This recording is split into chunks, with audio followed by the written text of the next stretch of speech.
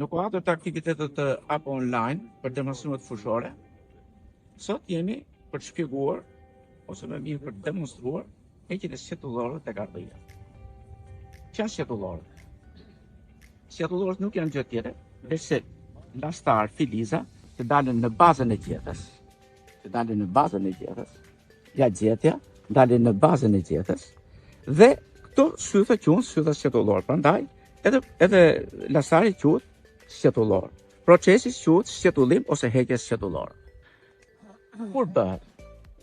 Zakonisht sqetullimi bëhet pasi sqetullori ka arrit 3-4 gjethet e vërteta, ose edhe 4-5. Pse jo më vonë? Jo më vonë sepse filloi drunjëzohet, forcohet dhe procesi i heqjes bëhet shumë i vështirë dhe plagët janë shumë të mëdha tek ardhia. Plus heqim një pjesë të sasisë e elementë ushqyes që bima i ka krijuar gjatë kësaj kohe. Procesi i sqetullimit është shumë i domosdoshëm sepse siç e thash pra, merr një pjesë të elementit ushqyes që do t'i shkonin veshulit dhe bima do t'i çonte për vegetacion, që në këtë raste pra kemi humje dhe ulje të prodhimit në krahasim me atë gjëarti që është kryer procesi. Pra, qëllimi kryesor është ne sasinë e lëndë ushqyese që ardhia asimilon ta çojë në drejtim të prodhimit dhe cilësisë së prodhimit. Si bëhet? Zakonisht kryhet 2 deri në 3 herë gjatë vegetacionit. Kjo mbaret nga kultivari, mbaret nga shërbimet agroteknike, kushtet atmosferike dhe ushqimi që ka ardhia. Një ardhi sa më e fuqishme, sa më e zhvilluar. Dhe në ato raste kur ka pak prodhim, sqetullimi është tepër i madh. Sqetullimi është tepër i madh në ato raste pra tham që bima është e fuqishme dhe e zhvilluar. Atëherë, tham që bëhet disa herë gjatë vegetacionit, por ndërhyrja e parë është kur lastarët sqetullor kanë krijuar 3 deri në 4 gjete. 1, 2, 3, 4 gjete. Si bëhet?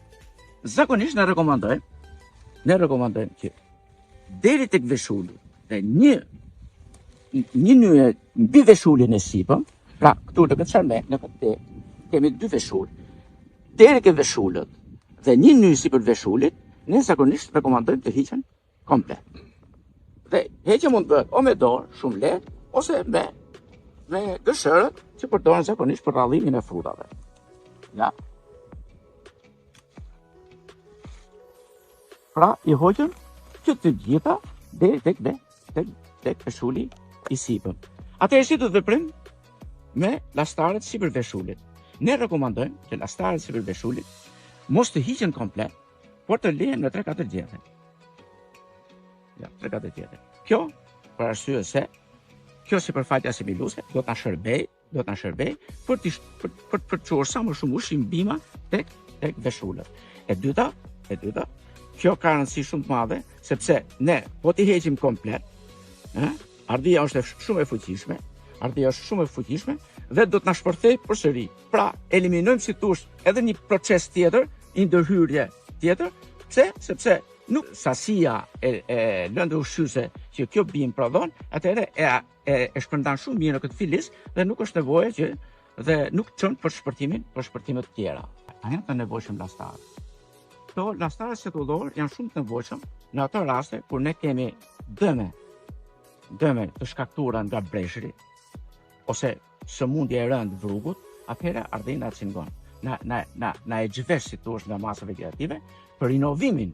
Në këtë rast për rinovimin ne këshillojmë që lastarët të jenë për të zëvendësuar masën vegetative që na është dëmtuar pra nga qoftë faktor atmosferik apo edhe nga sëmundjet e ndryshme. Ne duhet të hequr një pjesë pra të këtij vegetacioni, ne fuqizojmë si thua lastarin kryesor të bimës. Dhe këto rezerva ushqimore do të ndikojnë në diferencim të mirë dhe për vitin e ardhshëm. Pra, pjesa e asimilatave që do të shkonte për masë vegetative, do të rezervohet në sharmentën tonë, do të bëhet më të fuqishme dhe më të zhvilluar për të pasur prodhimin e garantuar edhe vitin e ardhshëm. Këto menduam të trajtojmë sot. Në videot e ardhshme do të merremi edhe me probleme të tjera, edhe me kultura të tjera.